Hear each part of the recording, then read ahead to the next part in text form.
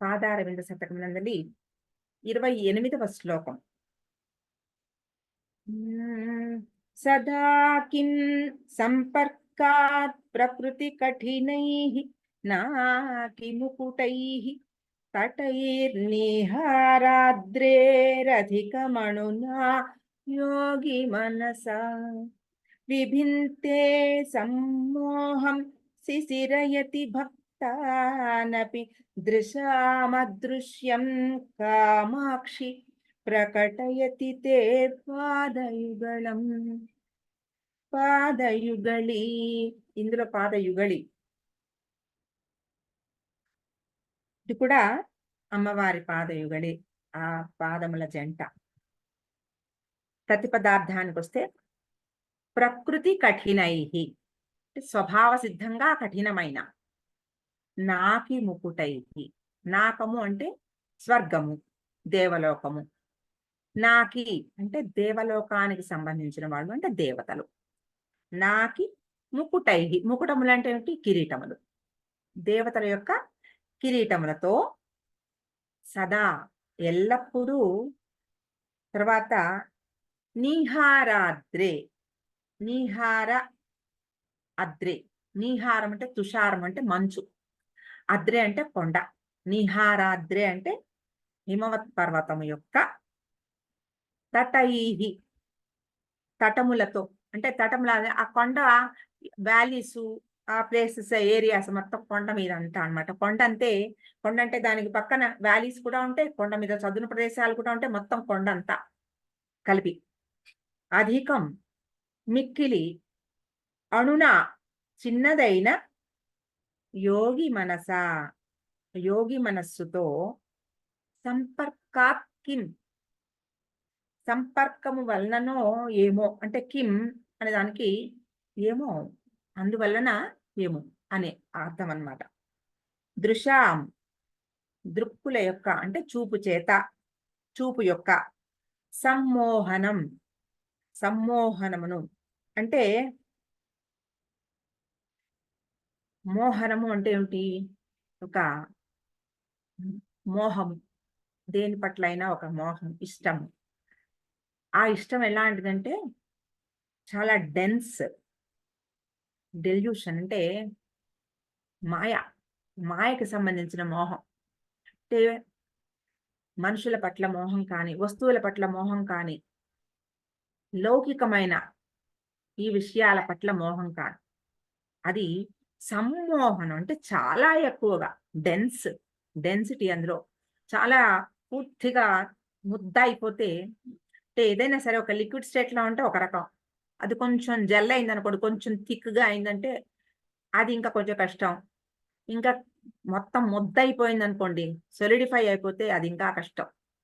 ఎలాగైతే ఒక బట్టల మీద పట్టుకునే ఒక మురికి లాంటిది, అది ఒకసారి పట్టుకున్న దాన్ని వదిలించడం తేలిక.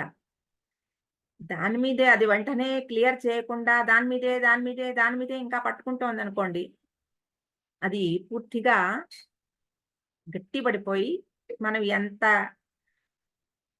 గట్టి డిటర్జెంట్ వాడితేనో గాని వదలదు. అటువంటిదన్నమాట అది. మోహనం అయితే దానికి సమ్మోహనం ఇంకా ఎక్కువైపోయినది. అటువంటి ఆ సమ్మోహనము విభింతే భేదించుచున్నది అంటే బ్రేక్ చేస్తోంది అనమాట. భేదించడం అంటే బ్రేక్ చేయడం. అలాగే కిం విభింతే కిం, అవి అది బ్రేక్ చేస్తోందేమో అన్నట్లు. అన్ని అర్థం ఎలా ఉంటుందో చెప్తాను మళ్ళా. కామాక్షి, ఓ కామాక్షి దేవి, తే నీ యొక్క పాదయుగళి, పాదముల జంట, సమ్మోహం సమ్మోహనమును, విభింతే ఇవి 2-3 సార్లు వస్తాయి. ఈ విభింతే భేదించుచున్నది, దృశ్యాం. తర్వాత భక్తాన్ భక్తులను, శిశిరయతి చల్లబరచుచున్నది, అదృశ్యం చూడబడని దానిని, ప్రకటయతి వెల్లడించుచున్నది. ఇది ఇందులో ఉన్న ఆ ప్రతి పదార్థం. మామూలుగా ఒక నానుడి మనకి ఉంది, సంపర్కతో దోష దోషగుణా భవంతి అని. అంటే సంపర్కం చేత దోషాలు అంటే 6 నెలలు సహవాసం చేస్తే వీళ్ళు వాళ్ళవుతారంటూ ఉంటారు కదా! ఎవరితో ఉంటూ ఉంటే వాళ్ళ లక్షణాలు మనకి అలవడుతూ ఉంటాయి. అటువంటి కలిసి ఉండడంతో వారి గుణాలు వీరికి, వీరి గుణాలు వారికి అబ్బుతూ ఉండడం. అటువంటి ఆ సంపర్కము చేత అమ్మవారి పాదువలకి ఎటువంటి లక్షణాలబ్బాయి అనేది చెప్తున్నారిందులో.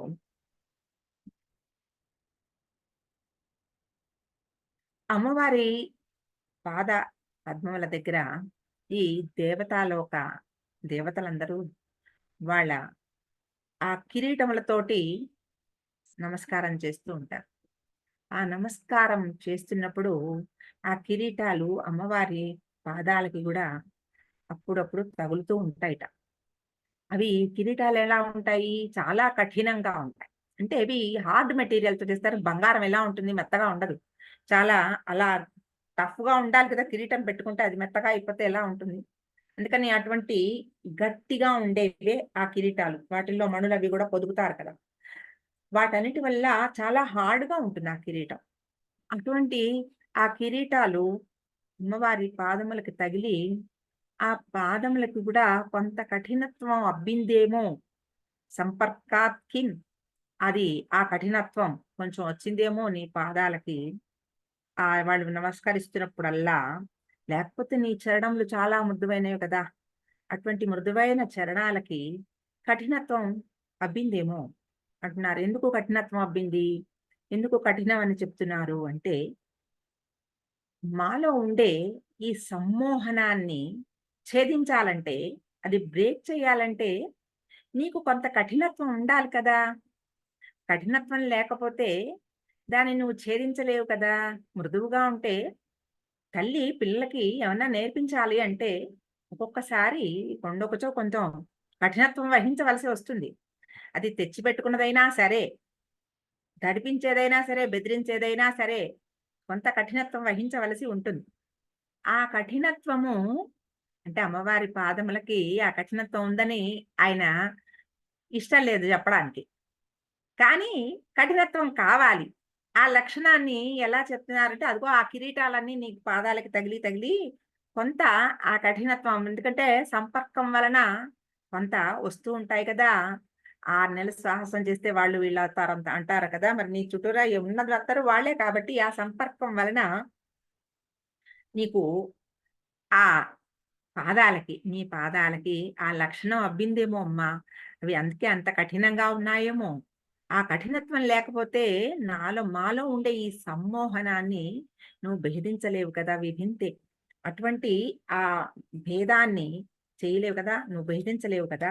కాబట్టి అటువంటి కఠినత్వం ఆవశ్యకం కదా!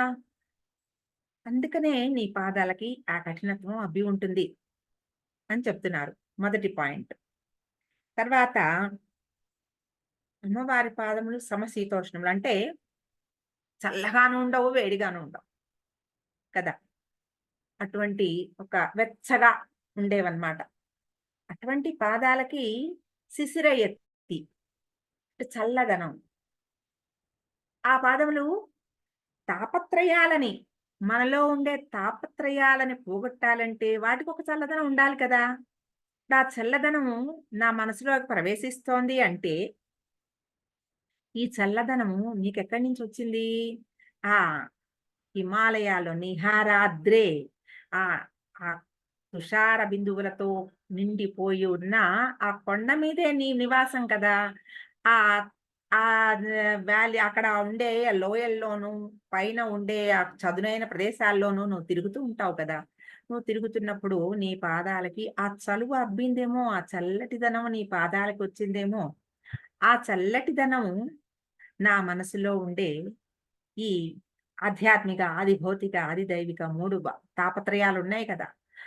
ఉండే ఈ తాపత్రయాలనన్నిటినీ కూడా పోగొట్టడానికి ఆ శిశిరయతి అటువంటి చల్లదనాన్ని పొంది ఉన్నాయేమో నీ పాదాలు.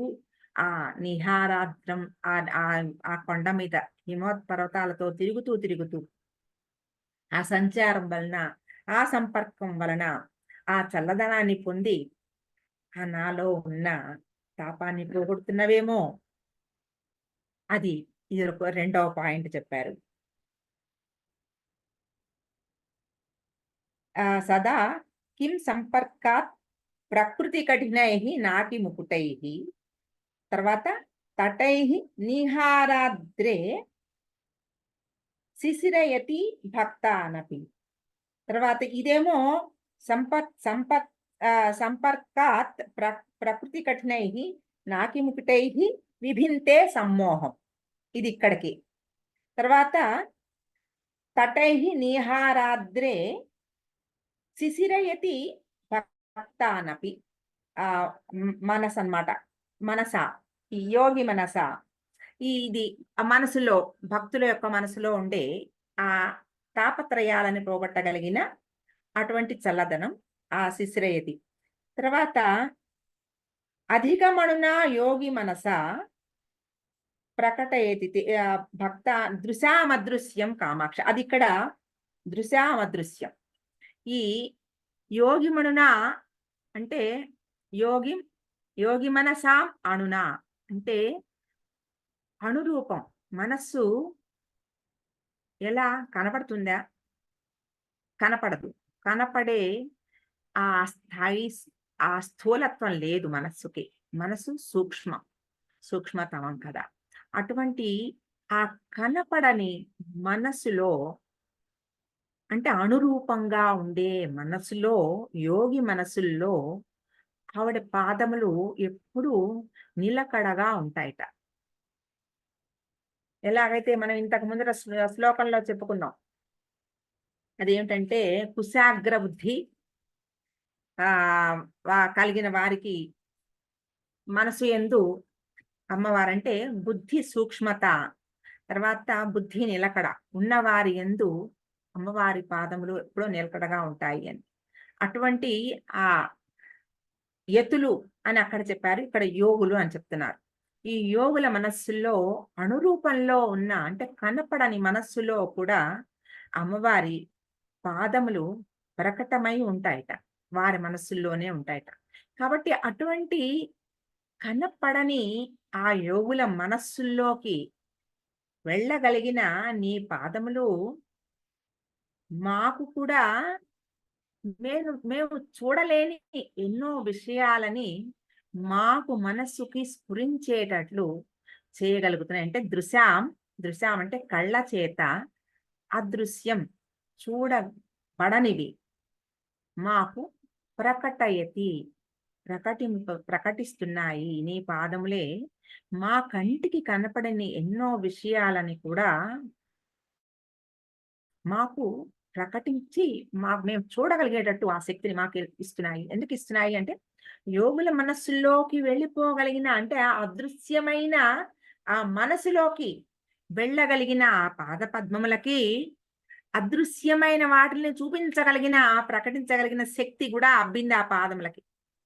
కాబట్టి మనకి ఆ శక్తి ఉన్నా లేకపోయినా కూడా మన మనస్సులోకి ఆ శక్తిని ప్రవేశింపగలిగే ఆ శక్తి అమ్మవారి పాదములకు వచ్చిందిట. అటువంటి ఆ శక్తిని కూడా పాదములు ఏదైతే మనం చూడలేమో, దేన్నైతే మనం భావనే చేయలేమో అటువంటి ఆ భావనని మనకి కల్పించి ఆ ధ్యానంలో మనకి ఆ పాద దర్శనాన్ని కూడా ప్రకటించగలిగిన ఆ శక్తి అమ్మవారి పాదములకు ఉంది. కాబట్టి యోగుల మనస్సుల్లో ఉన్న అటువంటి ఆ పాదములు ఎప్పుడూ నిండిపోయి ఉన్న ఆ పాదములకి ఇలా అయోగ్యత ఉన్నా కూడా ధ్యానం ఒక్కసారి సాధనలో ఒక్కసారి ఒక్క కాలు పెట్టి ఒక్క ప్రార్థన చేస్తే కూడా ఆ ఆ భావాన్ని మనకి చూపించి ఆ పాదముల కాంతి ఎలాంటిదో ఆ అద్భుతమైన ఆ కాంతిని క్షణమాత్రమైన భావించగలిగిన ఆ శక్తిని ఆ పాదములు మనకి ప్రసాదిస్తాయట. అటువంటి మనకి యోగ్యత అంటే ఉందో లేదో తెలియదు. కానీ ఈ మాత్రంగా తెలుసుకోవాలని ఒక ఇష్టాన్ని కూడా ఆ అమ్మవారి అనుగ్రహం పొందడానికి అవకాశాన్ని ఇస్తుంది. కాబట్టి నాకు ఈ భావం ఇందాక నేను షణ్ముఖ శర్మ గారి ఒక ప్రవచనం నేను గ్రూప్‌లో పెట్టాను. పోస్ట్ చేశాను నేను.